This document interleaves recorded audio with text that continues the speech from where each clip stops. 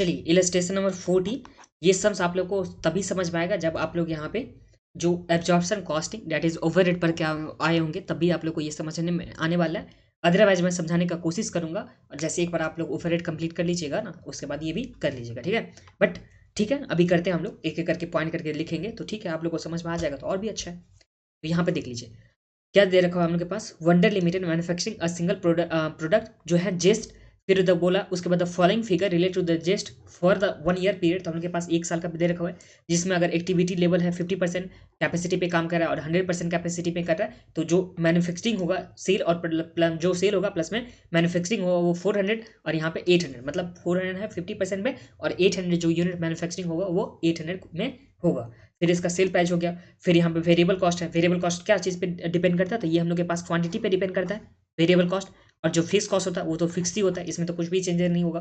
फिर इस तरह से सेलिंग एंड डिस्ट्रीब्यूशन में वेरिएबल कॉस्ट दे रखा हुआ है, उसके बाद हम लोग के पास जो है वो दे रखा है फिक्स कॉस्ट, जो कुछ भी चेंजेस नहीं होगा। तो ये हम लोग के पास सम्स में है, तो वेरिएबल कॉस्ट प्लस में फिक्स कॉस्ट यहाँ पे आ गया। अब यहाँ देखिए आगे क्या दे रखा हुआ है, तो हम लोग के पास बोला the normal level of the activity for the year is 800 unit. तो यहाँ पे जो कंपनी यहाँ पे ऑपरेट कर रहा है वो किस यूनिट के हिसाब से, तो यहाँ पे 800 जो हम लोग के पास दे रखा है ना 100% कैपेसिटी, तो उस पर ऑपरेट कर रहा है।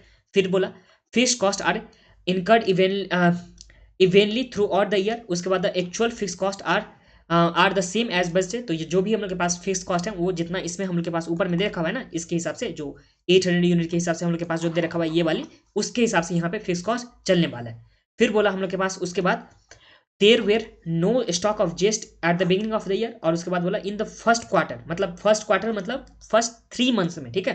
क्वार्टर का मतलब कितना होता है 1/4 ऑफ द ईयर होता है ना, मतलब फर्स्ट 3 मंथ्स में जो हुआ कि 220 यूनिट जो है वो प्रोड्यूस हुआ, मतलब 220 यूनिट बना और इसमें 160 यूनिट जो है वो सेल हो गया, ठीक है। तो अगर स्टॉक देखेंगे तो स्टॉक इसके पास कितना बचेगा, जो क्लोजिंग स्टॉक होगा, तो यहाँ पे 220 यूनिट मैन्युफैक्चरिंग हुआ, इसमें से सेल हुआ 160 यूनिट, तो यहाँ पे 60 यूनिट का क्या हो जाएगा, स्टॉक इसके पास बच जाएगा। ये चीज गिवन है। फिर इसमें सबसे पहले रिक्वायर्ड में हम लोग के पास फर्स्ट नंबर पे क्या बोला कि compute the fixed production cost हमको निकालना है। ऑब्जॉर्ब बाय जेट लिमिटेड, तो यहाँ पे किस तरह से ऑब्जॉर्ब करेगा वो निकालना है। तो देखिए जो भी हम लोग के पास यहाँ पे फिक्स कॉस्ट होगा उसमें कितना यूनिट मैन्युफैक्चरिंग हुआ, उससे जब हम लोग डिवाइड कर देते तो हम लोग के पास क्या निकल के आ जाता है कि यहाँ पे जो भी फिक्स कॉस्ट होगा उसमें हम लोग के पास टोटल कितना यूनिट यहाँ पे मैन्युफैक्चरिंग और प्रोड्यूस हो रहा है पूरे साल भर में, तो हम लोग को एब्जॉर्प्शन का रेट यहाँ पे आ जाता है। मतलब देखिए जो फिक्स्ड कॉस्ट होगा क्या चीज होगा, फिक्स्ड कॉस्ट, इसमें डिवाइड करना होगा नंबर ऑफ यूनिट से, और जो नंबर ऑफ यूनिट किस चीज का होगा तो पूरे साल भर का होगा, ठीक है। तो वो एब्जॉर्प्शन का रेट हम लोग के पास यहाँ पे आ जाता है। फिर सेकंड पॉइंट में हम लोग के पास बोला कि अंडर या ओवर रिकवरी निकालना, तो वो कैसे निकालते हैं हम लोग कि अंडर एब्जॉर्ब है या ओवर एब्जॉर्ब है। तो इसमें देखिए जो फिक्स कॉस्ट का हम लोग के पास यहाँ पे रेट आ जाएगा, जो हम लोग के पास यहाँ रेट आएगा उसमें नंबर ऑफ यूनिट कितना मैन्युफैक्चरिंग होगा उससे निकालेंगे, और एक हम लोग टाइम पीरियड के हिसाब से निकालेंगे कॉस्ट। तो उस दोनों का जो डिफरेंस होता है वो होता है अंडर या ओवर रिकवरी, वो हो जाएगा। फिर नेक्स्ट पॉइंट में हम लोग के पास बोला कि प्रॉफिट निकालना है हम लोग को, जो अब्जॉर्प्शन कॉस्टिंग को यूज करके, और फिर एक बार हम लोग को मार्जिनल कॉस्टिंग को यूज करके यहाँ पे प्रॉफिट निकालनी है। तो ये हम लोग के पास सम्स रहा, और सम्स में हम लोग के पास सारा इन्फॉर्मेशन तो दे ही रखा हुआ ना। देखिए जैसे सेल हो गया, सेल हम लोग के पास यहाँ पे दे रखा है 16 लाख का। फिर हम लोग के पास वेरिएबल कॉस्ट दे रखा है, फिर हम लोग के पास यहाँ पे फिक्स कॉस्ट दे रखा है, फिर वेरिएबल कॉस्ट और फिक्स कॉस्ट, ये सब हम लोग के पास गिवन है। तो इससे हम लोग को यहाँ पे सम्स में बनाना है। तो चलिए सबसे पहला काम करते हैं, जो हम लोग को यहाँ पे बोला कि कंप्यूट एब्जॉर्ब किस तरह से कर रहा है जो फिक्स्ड प्रोडक्शन कॉस्ट। तो पहले देख लीजिए फिक्स्ड प्रोडक्शन कॉस्ट कितना है, तो यहाँ पे देख लीजिए फिक्स्ड प्रोडक्शन कॉस्ट में हम लोग के पास ये रहा एलिमेंट हम लोग के पास फिक्स्ड प्रोडक्शन कॉस्ट जो कितना है 160,000, ये हो गया। और पूरे साल भर में जो मैन्युफैक्चरिंग हो रहा है वो कितना यूनिट, तो यहाँ पे 800 यूनिट, तो हम लोग 160,000 डिवाइड कर देंगे 800 यूनिट, तो हम लोग के पास क्या आ जाएगा जो फिक्स्ड प्रोडक्शन कॉस्ट किस रेट से यहाँ पे एब्जॉर्ब कर रहा है। तो चलिए यहाँ पे लिखते हैं जो हम लोग के पास रहा इलस्ट्रेशन नंबर कौन सा, तो ये रहा इलस्ट्रेशन नंबर 14। इसमें फिक्स्ड फर्स्ट नंबर का हम लोग के पास है प्रोडक्शन कॉस्ट एब्जॉर्ब्ड, ये हम लोग को निकालना है। तो यहाँ पे जो हम लोग के पास रेट ऑफ एब्जॉर्प्शन जो हो जाएगा वो कितना हो जाएगा हम लोग के पास,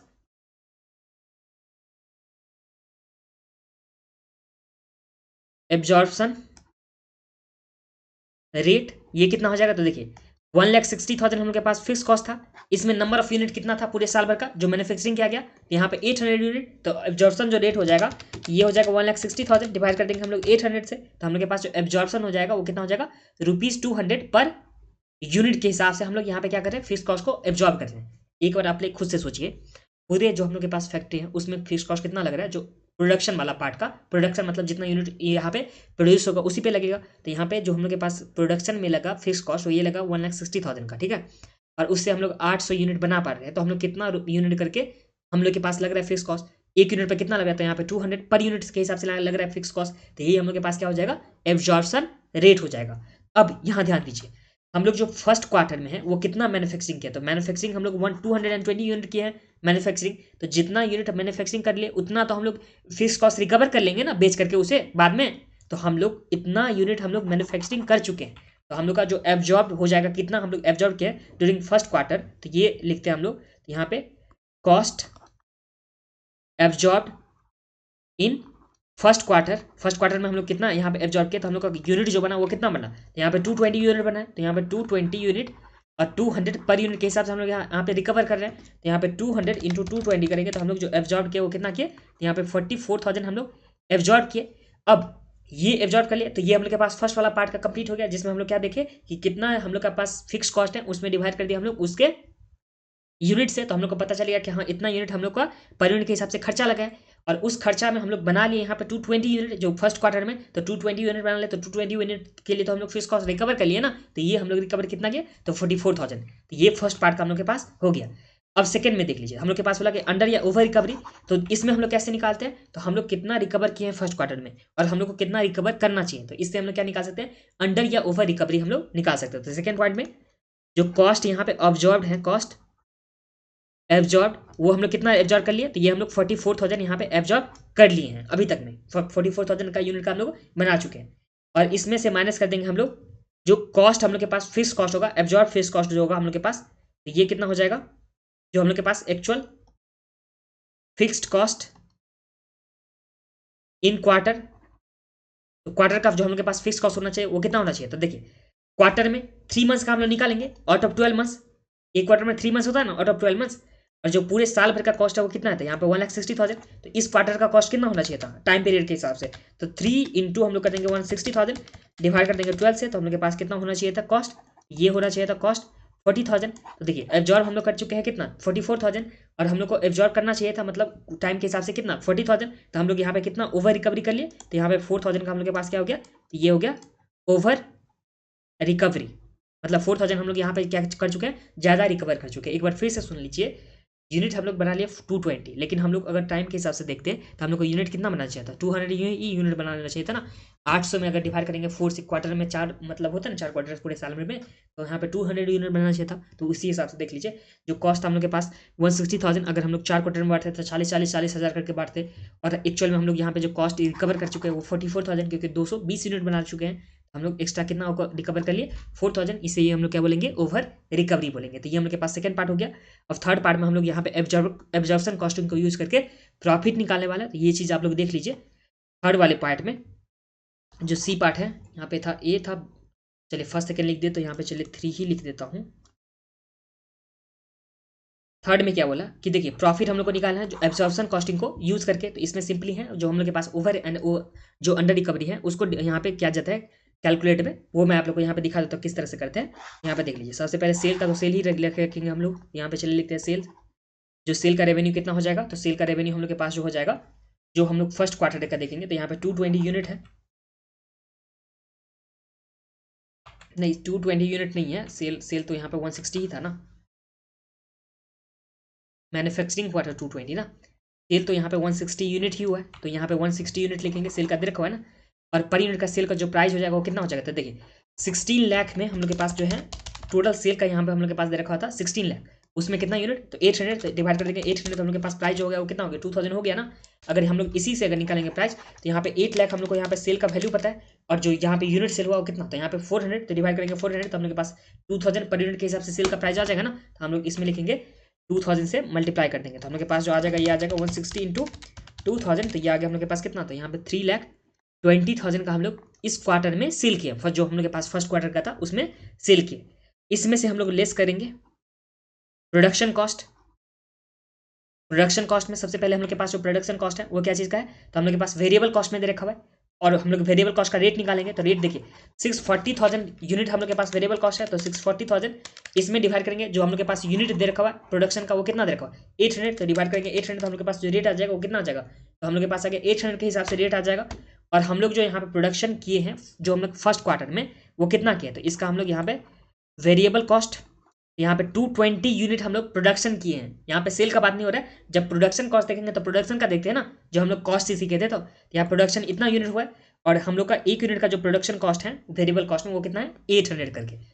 800 कैसे आया, तो यहाँ पे देख लीजिए जो 640,000 हम लोग के पास गिवन है 640,000 इसमें हम लोग डिवाइड किए यहाँ पे जो 800 यूनिट यहाँ पे जो हम लोग के पास दे रखा होता है प्रोडक्शन का उससे, तो हम लोग के पास यहाँ पे 800 पर यूनिट के हिसाब से वेरिएबल कॉस्ट आ गया। तो ये कितना आ गया था हम लोग के पास, तो ये आ गया 220 इंटू हम लोग कर देंगे 80, तो हम लोग के पास कितना आ जाएगा 17,600 का ये हम लोग के पास आ चुका है। इसमें हम लोग देख लेंगे फिक्स कॉस्ट, तो यहाँ पे चलिए देख लेते हैं फिक्स कॉस्ट। तो फिक्स कॉस्ट हम लोग के पास जो हो जाएगा वो किस तरह से हम लोग रिकवर किया है, तो यहाँ पे 220 यूनिट और एक यूनिट जो रिकवर किया है वो कितना हिसाब से, तो यहाँ पे 200 के हिसाब से मतलब 44,000 का हम लोग यहाँ पे रिकवर किया है। तो ये चीज़ भी हम लोग यहाँ पे लिख देंगे।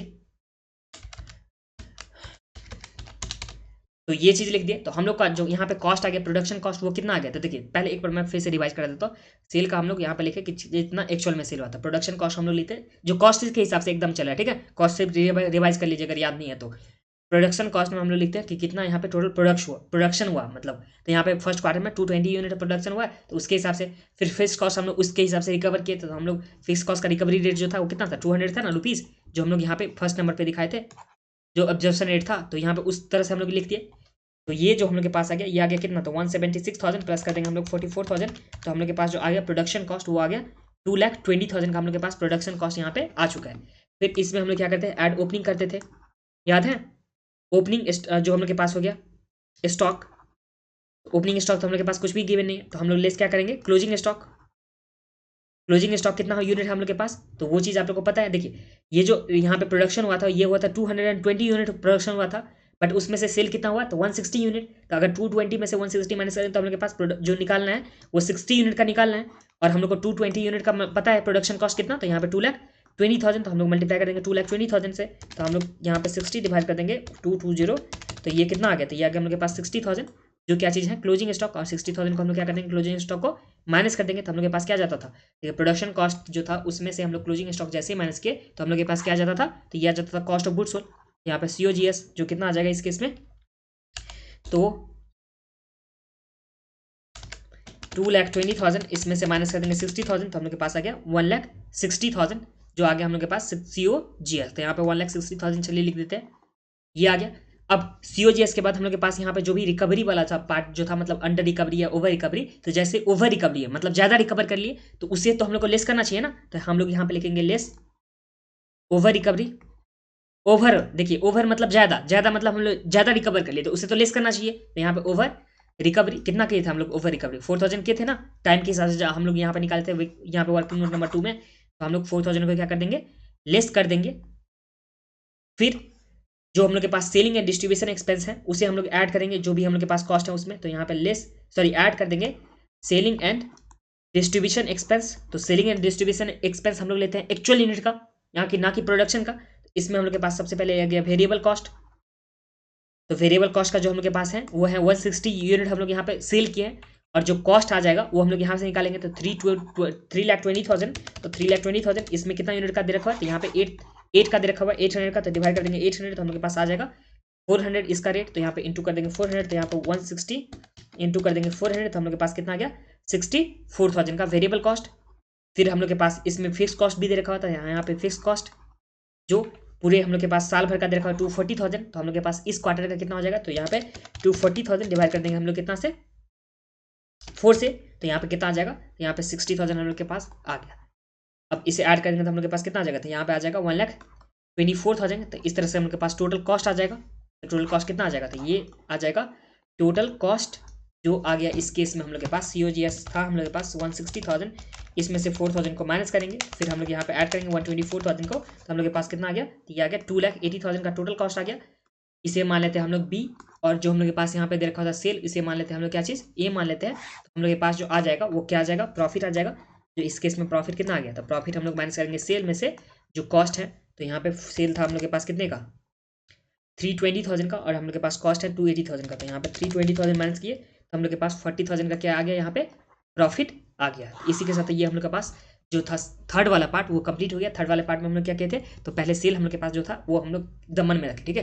प्रोडक्शन कॉस्ट दे रखा हुआ था, उसमें हम लोग यहाँ पे प्रोडक्शन कॉस्ट में जो था जितना यूनिट प्रोड्यूस हुआ उसके हिसाब से हम लोग कॉस्ट निकाल लिए। फिर वेरिएबल कॉस्ट कितना एब्जॉर्ब किया उसके हिसाब से, फिर ओपनिंग स्टॉक हम लोग के पास था ऐड कर दिए, और क्लोजिंग स्टॉक को हम लोग यहाँ पे लेस कर दिए, ठीक है। तो क्लोजिंग स्टॉक लेस कर दिए, उसके बाद जो भी रिकवरी था उसका हम लोग एडजस्टमेंट कर लिए। फिर उसके बाद जो हम लोग के पास सेलिंग एंड डिस्ट्रीब्यूशन एक्सपेंस था उसका हम लोग कर दिए। उसके बाद हम लोग के पास यहाँ पे प्रॉफिट निकल के आ गया जो टोटल कॉस्ट और प्लस में दे रखा हुआ था, ठीक है। अब हम लोग सिंपली क्या करेंगे, तो सिंपली अब हम लोग को यहाँ पे निकालना है जो थर्ड वाला पार्ट बोला था मार्जिनल कॉस्टिंग के हिसाब से, मतलब इस चैप्टर के हिसाब से हम लोग को प्रॉफिट यहाँ पे कैलकुलेट करनी है इस चैप्टर के हिसाब से। तो चलिए हम लोग इस चैप्टर में कैसे निकाल लेते हैं। तो सबसे पहले हम लोग के पास क्या होता था, सबसे पहले हम लोग के पास यहाँ पे होता था सेल में से हम लोग वेरिएबल कॉस्ट को माइनस कर देते, तो हम लोग के पास क्या आता था कंट्रीब्यूशन में से हम लोग फिक्स कॉस्ट को माइनस करते, तो हम लोग के पास क्या आ जाता था, तो हम लोग के पास आ जाता था प्रॉफिट। तो उसी तरह से हम लोग यहाँ पे करने वाले हैं, ठीक है, मार्जिनल कॉस्टिंग में। चलिए यहाँ पे लिखते हैं,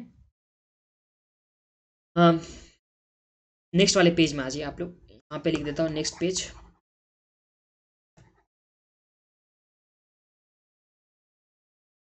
इसमें आ जाइए आप लोग। अब मार्जिनल कॉस्टिंग के हिसाब से हम लोग प्रॉफिट निकालेंगे। तो सबसे पहले सेल्स का देख लीजिए, इस क्वार्टर में जो सेल हुआ वो कितना यूनिट, तो 160 यूनिट, और जो हम लोग के पास सेल प्राइस दे रखा हुआ कितना, तो 2000 हम लोग निकाल चुके थे ना।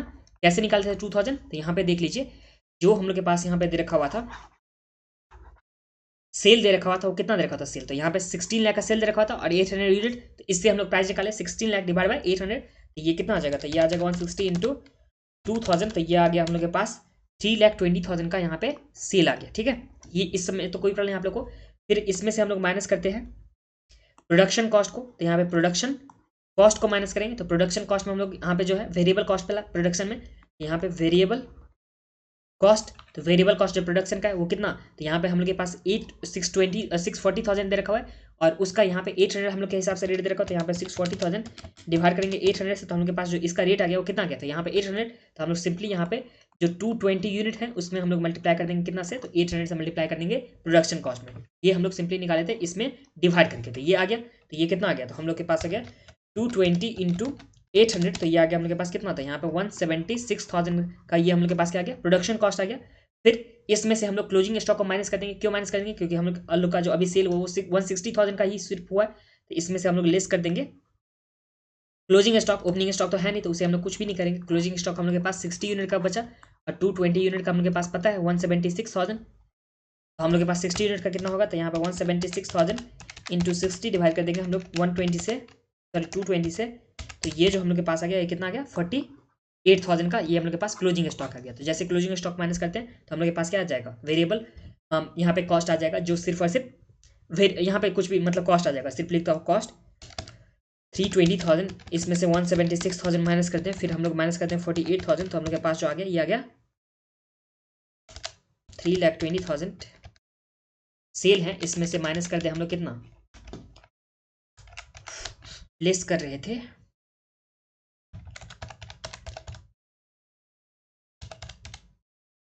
तो ये जो हम लोग के पास आ गया ये कितना आ गया 128,000 का सेल का। आप लोग अलग से रखिए यहाँ पे प्रोडक्शन कॉस्ट करके एक बार हम लोग कॉस्ट निकालते हैं, उसके बाद हम लोग यहाँ पे माइनस करके लिख देंगे, ठीक है।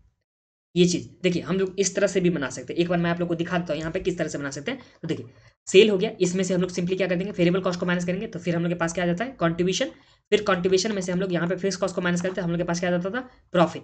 ये हम लोग के पास मार्जिनल कॉस्टिंग में होता था। तो एक बार मैं क्या कर रहा हूँ कि पहले वेरिएबल कॉस्ट को एक एक करके हम लोग निकाल लेते हैं, उसके बाद मैं इस तरह से आप लोग को बता दूंगा, ठीक है। तो ये देखिए प्रोडक्शन वेरिएबल कॉस्ट आ गया, इसमें तो कोई प्रॉब्लम आप लोग को। अब सेलिंग एंड डिस्ट्रीब्यूशन का वेरिएबल कॉस्ट हम लोग निकाल लेते हैं, तो सेलिंग एंड डिस्ट्रीब्यूशन का वेरिएबल कॉस्ट यहाँ पे चले लिखते हैं, सेलिंग एंड डिस्ट्रीब्यूशन का वेरिएबल कॉस्ट, इसमें हम लोग के पास कितना दे रखा, तो देखिए 320,000 वेरिएबल कॉस्ट है जो 800 यूनिट के लिए, तो हम लोग के पास 1 यूनिट का कितना हो जाएगा, तो यहाँ पे डिवाइड कर देंगे 800 से, तो 400 ये आ जाएगा ना हम लोग का। तो यहाँ पे अगर हम लोग लिखेंगे वेरिएबल कॉस्ट जो 160 यूनिट के लिए सेल एंड डिस्ट्रीब्यूशन में, तो हम लोग एक्चुअल का देखते हैं ना, तो यहाँ पे 160 यूनिट और यहाँ पे प्राइस जो दे रखा हो पर यूनिट का यहाँ पे कितना 400, तो इंटू हम लोग 400 कर देंगे तो हम लोग के पास कितना आ जाएगा, तो ये आ गया हम लोग के पास कितना, तो ये आ गया हम लोग के पास 64,000 का। इसमें तो कोई प्रॉब्लम नहीं आप लोग को, तो 64,000 का ये वाली वेरिएबल कॉस्ट आ गया। तो टोटल अगर वेरिएबल कॉस्ट देखेंगे तो हम लोग के पास कितना आ जाएगा, तो यहाँ पे 128,000 को अगर ऐड करते हैं तो ये हम लोग के पास आ गया 192,000 का आ गया क्या चीज़, तो ये हम लोग के पास आ गया टोटल वेरिएबल कॉस्ट। टोटल क्या चीज आ गया, वेरिएबल कॉस्ट। इसमें तो कोई प्रॉब्लम आप लोगों को, प्रोडक्शन में वेरिएबल कॉस्ट प्लस में सेलिंग एंड डिस्ट्रीब्यूशन में वेरिएबल कॉस्ट हम लोग यहाँ पे अलग से लिख लिए, ठीक है, वेरिएबल कॉस्ट निकाले। अब सेल तो हम लोग के पास पता है, वेरिएबल कॉस्ट पता है, तो सेल में से अगर ये हम लोग सेल को मान लेते हैं ए, ठीक है, जो हम लोग के पास है, वेरिएबल कॉस्ट को हम लोग यहाँ पे अगर मान लेंगे बी, तो सेल में से अगर वेरिएबल कॉस्ट माइनस करते हैं तो हम लोग के पास क्या आता है, कंट्रीब्यूशन। फिर कंट्रीब्यूशन में से फिक्स कॉस्ट माइनस कर देंगे तो प्रॉफिट आ जाएगा। तो यही चीज हम लोग यहाँ पे करेंगे। तो हम लोग के पास जो कंट्रीब्यूशन निकालेंगे यहाँ पे, तो सेल था यहाँ पे ए में और बी पार्ट में यहाँ पे दे रखा टोटल वेरिएबल कॉस्ट निकालें, तो 3,20,000 में से अगर माइनस कर देंगे 192,000, तो हम लोग के पास जो आ गया ये कितना आ गया, तो ये आ गया 128,000 जो हम लोग के पास कंट्रीब्यूशन आ गया। इसमें से सिंपली हम लोग यहाँ पे क्या माइनस कर देंगे, फिक्स कॉस्ट।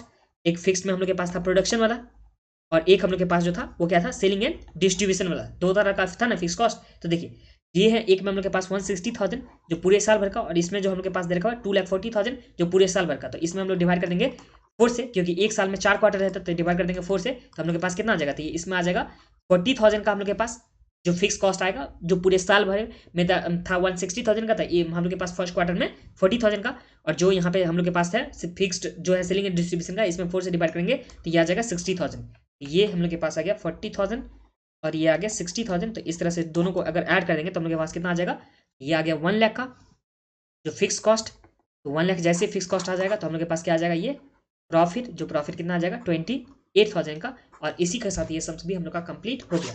इसमें भी हम लोग सिंपली यही किए कि जो सेल था उसमें वेरिएबल कॉस्ट माइनस किए तो हम लोग के पास कंट्रीब्यूशन आएगा, कंट्रीब्यूशन में से फिक्स कॉस्ट माइनस किए। और जब भी मार्जिनल कॉस्टिंग में हम लोग फिक्स कॉस्ट निकालते हैं तो वो हम लोग देखते हैं एक्चुअल, मतलब जो टाइम पीरियड के हिसाब से होता है, ठीक है। और जब हम लोग एब्जॉर्प्शन कॉस्टिंग में देखे थे तो उसमें हम लोग टाइम के हिसाब से ना देखे थे उसमें, बल्कि यूनिट के हिसाब से हम लोग फिक्स कॉस्ट देखे थे। और इसी के साथ जो था ये सम्स हम लोग का जो है कौन सा इलस्ट्रेशन में 14 जो आखिरी इलस्ट्रेशन था वो कंप्लीट हो गया। अब हम लोग प्रैक्टिकल वाले पार्ट में चलेंगे।